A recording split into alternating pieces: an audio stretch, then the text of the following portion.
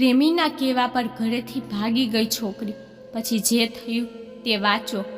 રૂવાડા ઊભા કરી દેતો કિસ્સો. દરેક યુવાન દીકરી માટે વાંચવા જેવી સ્ટોરી. ઘરેથી ભાગી જવા પર મા બાપની કેવી હાલત થાય છે તે જાણી લો.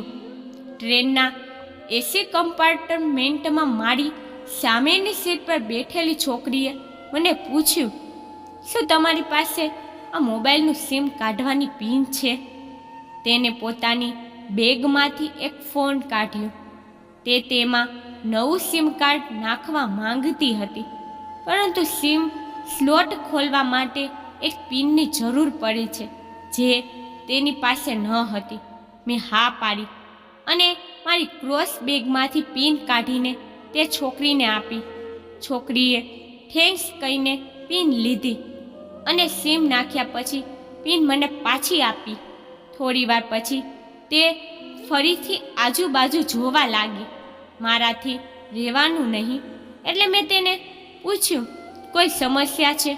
તેને કહ્યું, સિમ ચાલુ નથી થઈ રહ્યું. મેં મોબાઈલ માંગ્યો, તેને આપ્યો. મેં તેને કહ્યું કે સિમ હજી એક્ટિવેટ નથી થયું, થોડી વારમાં થઈ જશે. એક્ટિવેશન પછી આઈડી વેરિફિકેશન થશે, તે પછી તમે તેનો ઉપયોગ કરી શકશો. છોકરીએ પૂછ્યું, આઈડી વેરિફિકેશન કેમ? મેં કહ્યું, આજકાલ વેરિફિકેશન પછી સિમ એક્ટિવેટ થાય છે. આ સિમ જે નામથી લેવામાં આવ્યું છે તેની વિગતો પૂછવામાં આવશે, તે જણાવવી પડશે. ઓહો, છોકરી બોલી, તેમાં ચિંતા કરવાની કંઈ જરૂર નથી. મેં દિલાસો આપ્યો. તે એક હાથે બીજા હાથને દબાવી રહી હતી, જાણે તે કોઈ મુશ્કેલીમાં હોય. મેં ફરી નમ્રતાથી કહ્યું, જો તમારે કંઈક ફોન કરવો હોય તો મારો મોબાઈલ વાપરો. છોકરીએ કહ્યું, ના, અત્યારે નહીં, આભાર. પણ મને નથી ખબર કે આ સિમ કયા નામથી ખરીદવું છે. મેં કહ્યું, એકવાર એક્ટિવેટ થવા દો. જે વ્યક્તિએ તમને સિમ આપ્યું છે તેના નામ પર હશે. તેને કહ્યું, ઠીક છે, પ્રયત્ન કરીએ. મેં પૂછ્યું, તમારું સ્ટેશન કયું છે? છોકરીએ કહ્યું, દિલ્હી. અને તમે? છોકરીએ મને પૂછ્યું. મેં કહ્યું, હું દિલ્હીથી જાઉં છું, મારે એક દિવસનું કામ છે. તમે દિલ્હીમાં રહો છો કે? છોકરીએ કહ્યું, ના ના, દિલ્હીમાં કોઈ કામ નથી અને ત્યાં મારું ઘર પણ નથી. તો મેં જિજ્ઞાસાથી પૂછ્યું. તેને કહ્યું, ખરેખર આ બીજી ટ્રેન છે જેમાં હું આજે છું અને મારે દિલ્હીથી ત્રીજી ટ્રેન પકડવાની છે, પછી કાયમ માટે આઝાદ. પર કેવા પ્રકારની કેદમાંથી? મને ફરી કુતૂહલ થયું કે આ છોકરી કઈ કેદમાં હતી. છોકરીએ કહ્યું, એ જ કેદમાંથી જેમાં દરેક છોકરીઓ હોય છે, જ્યાં પરિવારના સભ્યો કહે ત્યાં લગ્ન કરો, તેઓ કહે તેમ કરો. હું ઘરેથી ભાગીને આવી છું. મને નવાઈ લાગી, પણ મારા આશ્ચર્યને છુપાવીને મેં હસીને પૂછ્યું, એકલા ભાગી રહ્યા છો? સાથે કોઈ દેખાતું નથી? તેને કહ્યું, એકલી નથી, કોઈ મારી સાથે છે. કોણ? મારો પ્રશ્નો પૂરા થઈ રહ્યા નહોતા. દિલ્હીથી બીજી ટ્રેન પકડીશ, પછી તે સજ્જનને આગલા સ્ટેશન પર મળીશ અને તે પછી અમે કોઈને નહીં મળીએ.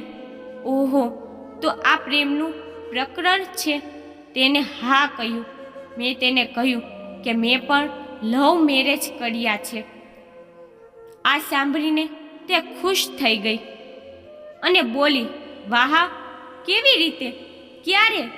લવ મેરેજની વાત સાંભળીને તે મારી સાથે વાત કરવામાં રસ લેવા લાગી. મેં કહ્યું, ક્યારે, કેવી રીતે, ક્યાં, એ તો પછી કહીશ. પહેલાં તું કહો, તમારા ઘરમાં કોણ કોણ છે? તેને સાવધાનીપૂર્વક કહ્યું, હું તમને એ શું કામ કહું? મારા ઘરમાં કોઈ પણ હોઈ શકે. મારા માતા પિતા, ભાઈઓ અને બહેનો, અથવા કોઈ ભાઈ ન હોય, ફક્ત બહેનો પણ હોઈ શકે છે, અથવા એવું પણ હોઈ શકે છે કે કોઈ બહેનો ન હોય અને 2-4 ગુસ્સાવાળા મોટા ભાઈ હોય. મતલબ કે હું તમારું નામ પણ પૂછી શકતો નથી. મેં વળતો પહાડ કર્યો. તેને કહ્યું, મારું નામ કંઈ પણ હોઈ શકે, ટીના, મીના, રીના, કંઈ પણ. તે ખૂબ જ વાચાર છોકરી હતી.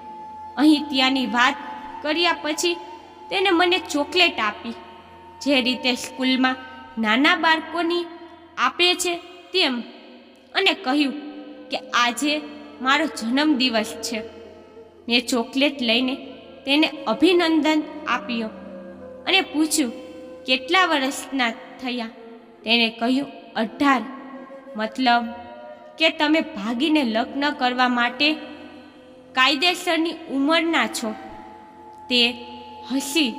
થોડી જ વારમાં અમે બંને એકદમ નિખાલસ બની ગયા, જાણે કે અમે એકબીજાને ઘણા સમયથી ઓળખતા હોય. મેં તેને કહ્યું કે હું 35 વર્ષનો છું, એટલે કે હું 17 વર્ષ મોટો છું. તેને કટાશ કર્યો, એટલા મોટા દેખાતા નથી. હું હસ્યો. મેં તેને પૂછ્યું, તમે ઘરેથી ભાગીને આવ્યા છો? તમારા ચહેરા પર ચિંતાના કોઈ ચિહ્ન નથી. મેં આટલી નિશ્ચિંતતા પહેલી વાર જોઈ છે. વખાણ સાંભળીને તે ખુશ થઈ ગઈ. પછી કહ્યું, મારા પ્રેમીએ મને પહેલેથી જ સમજાવ્યું હતું કે જ્યારે તું ઘરેથી નીકળે ત્યારે એકદમ શાંત રહેજે. પરિવારના સભ્યો વિશે બિલકુલ વિચારીશ નહીં. તારો મૂડ બિલકુલ બગાડીશ નહીં. ફક્ત મારા અને આપણા બંને વિશે વિચારજે. અને હું તે જ કરી રહી છું. મેં ફરીથી કટાશ કર્યો. તમને મારા જેવા અજાણ્યા લોકોથી દૂર રહેવાની સલાહ ન આપી? તેને હસીને જવાબ આપ્યો, ના, કદાચ તે આ કહેવાનું ભૂલી ગયો હશે. મેં તેના બોયફ્રેન્ડના વખાણ કર્યા અને કહ્યું, તમારો બોયફ્રેન્ડ ખૂબ જ ટેલેન્ટ છે. તેમને તમને એકલા ઘરેથી બહાર કાઢ્યા, નવું સિમ અને મોબાઈલ પર આપ્યું, 3 ટ્રેન બદલાવી જેથી કોઈ ટ્રેકિંગ ન કરી શકે. તે ખૂબ જ ટેલેન્ટ વ્યક્તિ છે. છોકરી સંમત થઈ. તે ખૂબ જ પ્રતિભાશાળી છે. તેના જેવું કોઈ નથી. મેં તેને કહ્યું કે મારા લગ્નને 10 વર્ષ થયા છે. 8 વર્ષની એક દીકરી અને 1 વર્ષનો દીકરો છે. તેમના ફોટા જુઓ. મારા ફોનમાં બાળકોના ફોટા જોઈને તેના મોઢામાંથી સો ક્યુટ નીકળી ગયું. મેં તેને કહ્યું કે આનો જન્મ થયો ત્યારે હું કુવૈતમાં હતો. મારી પાસે એક પેટ્રોલ કંપનીમાં ખૂબ સારી નોકરી હતી, ખૂબ સારો પગાર. પછી થોડા મહિના પછી મેં તે નોકરી છોડી દીધી અને મારા પોતાના શહેરમાં કામ કરવાનું શરૂ કર્યું. છોકરીએ પૂછ્યું કે તમે નોકરી કેમ છોડી? મેં કહ્યું, જ્યારે મેં પહેલીવાર બાળકીને ઉપાડી ત્યારે એવું લાગ્યું કે મારી દુનિયા મારા હાથમાં છે. હું 30 દિવસની રજા પર ઘરે આવ્યો હતો. પાછા જવા માંગતો હતો પણ જઈ શક્યો ન હતો. અહીં બાળકીનું બાળપણ ખર્ચ થતું રહે અને હું ત્યાં કમાતો રહું, એ તો ખોટનો સોદો છે. મારી 2% નોકરી અને તેનું બાળપણ લાખોનું. તેને પૂછ્યું, શું પત્ની અને બાળકોને સાથે લઈ જઈ શકાય તેમ નહોતું? મેં કહ્યું, ઘણી ટેકનિકલ બાબતોમાંથી પસાર થયા પછી લાંબા સમય પછી તમને રાખી શકતો હતો અને તે સમયે તે શક્ય ન હતું. મારે 2માંથી એક પસંદ કરવાનું હતું, વૈભવી જીવન સાથેની નોકરી અથવા કુટુંબ. મેં કુટુંબ પસંદ કર્યું. મારી દીકરીને મોટી થતી જોવા હું કુવૈત પાછો ગયો. પણ રાજીનામું આપીને પાછો ફર્યો. તે છોકરીએ કહ્યું, વેરી ઇમ્પ્રેસિવ. હું હસીને બારી તરફ જોવા લાગ્યો. છોકરીએ પૂછ્યું, સારું, તમે લવ મેરેજ કર્યા હતા તો પછી ભાગીને ક્યાં ગયા હતા? તમે કેવી રીતે રહ્યા અને તે સમય કેવી રીતે પસાર થયો? હું તેના દરેક પ્રશ્ન અને દરેક વાતમાં અનુભવી રહ્યો હતો કે આ છોકરી એક અણસમજુ અને નિર્દોષ છોકરીની જેમ ગાંડાપણની ટોચ પર છે. મેં તેને કહ્યું કે અમે ભાગીને લગ્ન નથી કર્યા અને તેના પિતાએ મને પહેલેથી જ નજરે રિજેક્ટ કરી દીધો હતો. તમને કેમ રિજેક્ટ કર્યા? છોકરીએ પૂછ્યું. મેં કહ્યું, રિજેક્શનનું કોઈ પણ કારણ હોઈ શકે. મારી જાત, મારું કામ, ઘર પરિવાર. એકદમ સાચું. છોકરી સંમત થઈ અને પછી પૂછ્યું, પછી તમે શું કર્યું? મેં કહ્યું, મેં કંઈ કર્યું નહીં. તેના પિતાએ મને રિજેક્ટ કર્યું. ત્યાંથી હું મારા વિશે અલગ રીતે વિચારવા લાગ્યો. ખુશ્બુએ મને ભાગીને જવાનું કહ્યું. મારી પત્નીનું નામ ખુશ્બુ છે, પણ મેં સ્પષ્ટ ના પાડી દીધી. તે 2 દિવસ સુધી સતત જીદ કરતી હતી કે આપણે ભાગી જવું જોઈએ, પણ હું ના પાડતો રહ્યો.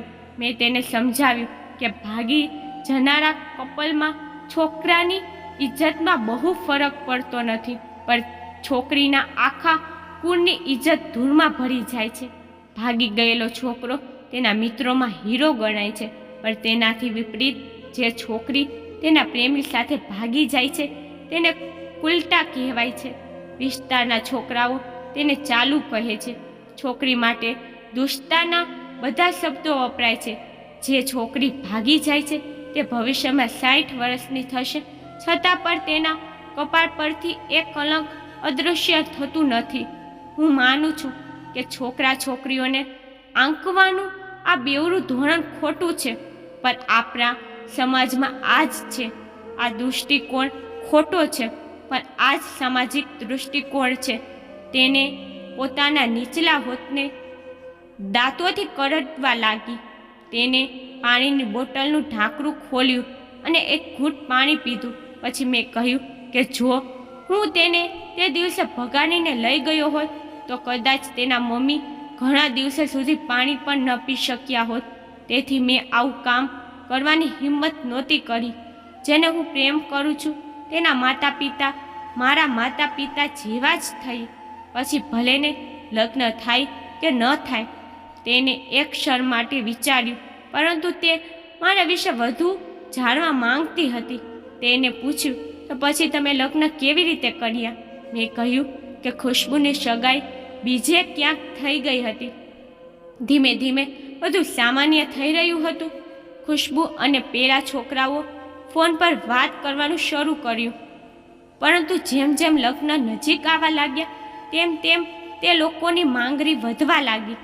માંગણી એટલે? છોકરીએ પૂછ્યું. માંગણીનો એક જ અર્થ છે, દહેજની માંગણી. પરિવારમાં દરેકને સોનાની બનેલી ભેટ આપો. વરને લક્ઝરિયસ કાર જોઈએ છે. સાસુ સસરા અને નણંદને ગળાનો હાર આપો, વગેરે વગેરે. તેઓ કહેતા કે તમારે ત્યાં આવો રિવાજ છે. છોકરો પર પોતાના પરિવારની તરફેણમાં હતો. મેં એ સગાઈ તોડાવી નાખી, માત્ર એટલા માટે નહીં કે હું તેની સાથે લગ્ન કરી શકું, પણ ખુશ્બુ આવા લોભી લોકો સાથે ક્યારેય ખુશ ન રહી શકે, અને ન તો તેનો પરિવાર. પછી કોઈક રીતે પરિવારના સભ્યોને સમજાવ્યા અને હું આગળ આવ્યો અને અમે લગ્ન કરી લીધા. આ બધું નસીબની વાત હતી. છોકરીએ કહ્યું, સારું થયું કે તમે મરી ગયા, નહીતર તે ખોટા લોકોમાં ફસાઈ ગયા હોત. મેં કહ્યું, જરૂરી નથી કે માતા પિતાનો નિર્ણય હંમેશા સાચો હોય, અને એવું પણ જરૂરી નથી કે પ્રેમી યુગલની પસંદગી સાચી હોય. તેમાંથી કોઈ પણ ખોટો કે સાચો હોઈ શકે. અહીં કામની વાત એ છે કે કોણ વધુ વફાદાર છે. છોકરીએ ફરીથી એક ઘૂંટડો પાણી પીધું અને મેં પણ. છોકરીએ દલીલ કરી કે આપણે નિર્ણય ખોટો પડે તો વાંધો નથી, સામેવાળાને ગ્લાનિ ન થવી જોઈએ. મેં કહ્યું, નિર્ણય બંનેનો હોવો જોઈએ. બાળકો અને માતા પિતા બંનેની સંમતિ હોય તે સૌથી યોગ્ય છે. તમે ખોટું ના લગાડતા. હું કહેવા માંગુ છું કે તમારો નિર્ણય તમારા બંનેનો છે, જેમાં તમારા માતા પિતા સામેલ નથી અને ન તો તમે પ્રેમનો સાચો અર્થ જાણો છો. તેને પૂછ્યું, પ્રેમનો સાચો અર્થ શું છે? મેં કહ્યું, તમે પ્રેમમાં છો, તમે પોતાનું બધું છોડીને આવી ગયા, તે સાચો પ્રેમ છે. તમે મગજ પર જોર ન આપ્યું, એ પ્રેમ છે. ફાયદા નુકસાન વિશે વિચાર્યું નહીં, એ પ્રેમ છે. તમારું મગજ દુનિયાદારીના વિકારથી એકદમ ખાલી હતું. તે ખાલી જગ્યામાં પ્રેમનો વિકાર ભરી દેવામાં આવ્યો છે. જે માણસે પ્રેમ ભર્યો છે તે પ્રેમમાં નથી. એટલે કે તમે જેની સાથે જઈ રહ્યા છો તે પ્રેમમાં નહીં પણ ચતુર વીરતામાં છે. જે પ્રેમમાં હોય છે તે આટલું પ્લેનિંગ કરી શકતો નથી, 3 ટ્રેન બદલી શકતો નથી, તેનું મગજ આટલું કામ કરી શકતું નથી. કોઈ કહે કે હું પ્રેમી છું અને તે હોશિયાર પણ હોય તો તે અશક્ય છે. મજનુ પ્રેમમાં પાગલ થઈ ગયો હતો. લોકો તેના પર પથ્થર ફેંકતા હતા. પ્રેમમાં તેની ઓળખ પણ ભૂસાઈ ગઈ હતી. દુનિયા તેને મજનુ નામથી ઓળખે છે, જ્યારે તેમનું અસલી નામ કેસ હતું, જેનો ઉપયોગ થતો નથી. જો તે હોશિયાર હોત તો તે કેશમાંથી મજનુ ના બની શક્યો હોત. ફરહાદે શિરીન માટે પહાડોમાંથી એક નહેર ખોરી હતી અને એ જ નહેરમાં તેનું લોહી વહ્યું હતું. તે પ્રેમ હતો. કેટલાક પ્રેમમાં ફકીર બન્યા, કેટલાક જોગી બન્યા, કેટલાકે પહાડ તોડીને રસ્તો શોધી કાઢ્યો. કોકે વધારાનું મગજ નથી ચલાવ્યું, ચતુરાઈ નથી કરી. લોભ, વાસના અને પ્રાપ્ત કરવાનું નામ પ્રેમ નથી. સમર્પણ કરવાને પ્રેમ કહે છે. જેમાં વ્યક્તિ પહેલાં પોતાનું સમર્પણ કરે છે, જેમ તમે કર્યું, પરંતુ તમારું સમર્પણ પ્રાપ્ત કરવાનું હતું. એટલે કે તમારા પ્રેમમાં લોભની ભેળસેળ છે. તે છોકરી અચાનક વિચારોમાં ખોવાઈ ગઈ. તેનું હાસ્ય અને રમતિયાળપણું અચાનક મૌનમાં ફેરવાઈ ગયું. મને લાગ્યું કે હું વધારે બોલી ગયો, તેમ છતાં મેં ચાલુ રાખ્યું. મેં કહ્યું, તમારા પિતા તમને પ્રેમ કરે છે. થોડા દિવસો પછી તેમનું વજન અડધું થઈ જશે. તમારી મમ્મી ઘણા દિવસો સુધી ખાશે નહીં કે પાણી પણ પીશે નહીં. જો તમે તમારા પ્રેમીને પારખવાનો પ્રયત્ન કરશો, તેના સ્વાસ્થ્ય કે તેના મગજ પર કોઈ ફરક જોવા મળશે નહીં. તે બુદ્ધિશાળી છે. તેને પોતાના માટે સારું વિચારી લીધું છે. આજકાલ શેરીમાં દરેક ત્રીજા છોકરાને જે પ્રેમ થાય છે તે પ્રેમ નથી, તે સિનેમા જેવું છે. એક પ્રકારની સ્ટંટબાજી, ડ્રેઇંગ, કંઈક અલગ કરવાનું ફિતૂર, બીજું કંઈ નથી. હવે તે છોકરીના ચહેરાનો રંગ બદલાઈ ગયો. એવું લાગતું હતું કે તે હવે અહીં નથી. તેનું મગજ કોઈ ભૂતકાળમાં ફરવાઈ રહ્યું હતું. મેં મારા ફોનને સ્ક્રોલ કરવાનું શરૂ કર્યું, પણ મારા મનની ઇન્દ્રિય તેની તરફ હતી. થોડી જ વારમાં તેનું અને મારું સ્ટેશન આવી ગયું. વાત ક્યાંથી નીકળી અને ક્યાં સુધી પહોંચી ગઈ. તેના મોબાઈલમાં મેસેજ ટોન વાગી. સિમ એક્ટિવેટ થઈ ગયો હતો. તેને ચૂપચાપ બેગમાંથી આગળની ટિકિટ કાઢી અને ફાડી નાખી. મને કહ્યું, એક કોલ કરવો છે. મેં મોબાઈલ આપ્યો. તેને નંબર ડાયલ કર્યો અને કહ્યું, સોરી પપ્પા, અને રડવા લાગી. પિતાએ પણ સામેથી ફોન પર દીકરીને સાંભળવાના પ્રયત્ન શરૂ કર્યા. પછી છોકરીએ કહ્યું, પપ્પા તમે જરાય ચિંતા ન કરો, હું ઘરે આવું છું. બંને બાજુથી લાંગણીઓનો સાગર છલકાઈ ગયો. અમે ટ્રેનમાંથી ઉતર્યા. તેને ફરી પિન માંગી. મેં પિન આપી. તેને મોબાઈલમાંથી સિમ કાઢીને તોડી નાખ્યો અને પિન મને પાછી આપી. થેન્ક યુ કહીને ઘરે જવા માટે રિટર્ન ટિકિટ લઈ લીધી. સ્ટોરીને અંત સુધી વાંચવા બદલ આભાર. દેશની તમામ દીકરીઓને સમર્પિત આ મારો દાવો છે કે દુનિયામાં તમને તમારા માતા પિતાથી વધુ કોઈ પ્રેમ કરતું નથી. મિત્રો, જો તમને મારી સ્ટોરી કેવી લાગી મને કોમેન્ટમાં જરૂરથી કહેજો. અને તમે મારી ચેનલને સબસ્ક્રાઈબ ન કર્યું હોય તો જરૂરથી અમારી ચેનલને સબસ્ક્રાઈબ કરી નાખજો અને વિડીયોને લાઇક શેર કરતા આવજો.